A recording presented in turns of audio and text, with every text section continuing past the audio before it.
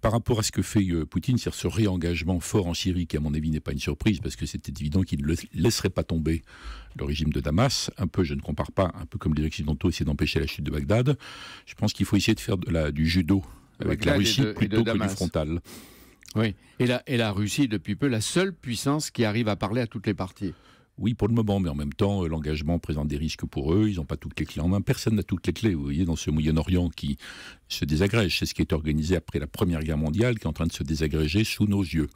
Donc personne n'a toutes les clés, mais beaucoup de pays ont des clés, donc dont aussi la France, parce que le moment est peut-être venu pour la France de convertir son intransigeance morale qu'on peut comprendre, notamment sur la question d'Assad, en une force diplomatique, en un levier.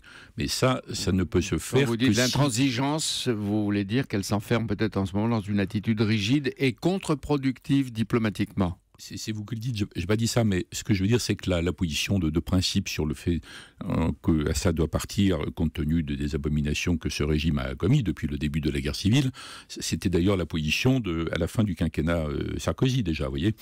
Puis après, ça peut se comprendre, c'est respectable comme position, compte tenu de ce qui s'est passé, mais ça peut peut-être se transformer en un levier pour que la France soit partie prenante dans le processus qui va suivre, qui ne fait que commencer.